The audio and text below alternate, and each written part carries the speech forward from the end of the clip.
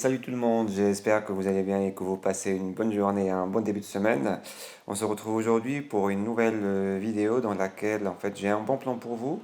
Et oui, c'est une application qui sort un petit peu de l'ordinaire, une application qui vous permettra tout simplement de calculer ou bien d'effectuer un test quant aux performances de votre appareil iDevice. L'application en question est très très connue en matière en cette matière, pardon. C'est l'application Geekbench. En fait, il y avait la première série de Geekbench, Geekbench 2, 3 et 4. Et en fait, j'ai préféré de lancer cette vidéo parce que l'application Geekbench 4 est temporairement gratuite sur l'App Store. Donc, je me suis dit, pourquoi pas la partager avec vous et vous montrer à peu près comment l'utiliser pour les personnes qui ne le savent pas. Bien évidemment, vous allez trouver le lien du téléchargement dans la description de cette vidéo. Donc, première interface, vous avez des petites informations quant à votre appareil, iPhone, donc le modèle, le système d'exploitation, le processeur. Donc moi c'est un iPhone 5S et forcément c'est la puce A7. Si vous êtes en iPhone 6, ça va être la puce A8, 6S, la puce A9, etc. Donc voilà. Et bien évidemment la mémoire vive ou bien la RAM qui est de 1 gigaoctet. Donc après, vous avez l'historique en fait, si vous voulez, de ce que vous avez effectué comme test.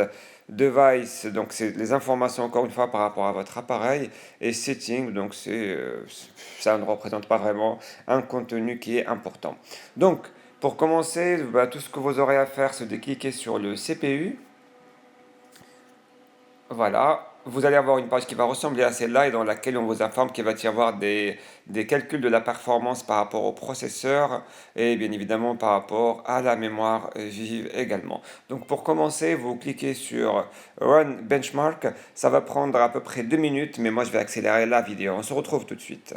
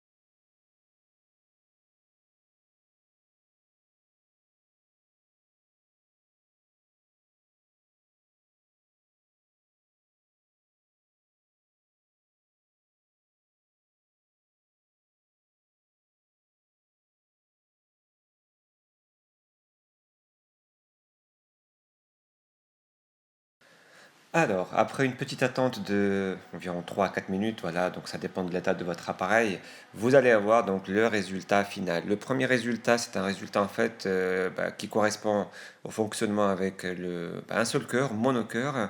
Sinon, le résultat d'en bas, c'est un résultat multicœur, donc avec les deux cœurs qui sont opérationnels au même temps. Donc pour moi, un monocœur qui représente un résultat de 1152 points et un multicœur de 1800 points. En gros, en fait, comment on pourra interpréter ces informations? Eh bien, tout simplement, vous allez descendre un petit peu vers le bas déjà pour voilà, avoir les informations concernant votre appareil, concernant ce qui a été analysé. Voilà. Donc, vous pouvez remarquer que en fait, tous les compartiments de votre appareil ont été analysés, mais sans exception, avec bien évidemment le résultat correspondant à chacun et à chacune des composantes de votre appareil. En gros, en fait, on ne va pas rentrer dans ce détail. Après, on va partir sur le deuxième onglet qui est le Single Core. Cet onglet permet entre autres de faire la comparaison entre votre appareil et les autres appareils proposés par Apple. Par exemple, mon monocœur, j'ai un résultat de 1152 points pour on va dire, le même fonctionnement et le même monocœur d'un iPhone 7 Plus, vous pouvez voir le résultat et la différence qui est juste flagrante.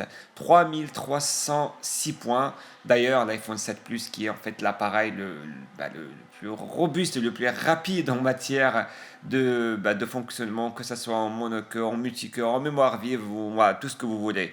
Donc voilà, c'est iPhone 7, iPad Pro. Vous allez avoir en fait donc la moyenne que votre appareil, enfin que ces appareils doivent avoir avec Geekbench. Mais moi, ce qui va m'intéresser, c'est plutôt de chercher l'iPhone 5S. Le voici. Donc, en monocœur, ça représente un résultat de 1203. Ça, c'est la moyenne que normalement mon appareil devait avoir. Mais moi, j'ai un résultat de 1152 points. Ça peut être dû à plusieurs raisons. De un, j'étais juste en train de jouer à des jeux assez gourmands sur mon appareil avant d'enregistrer cette vidéo.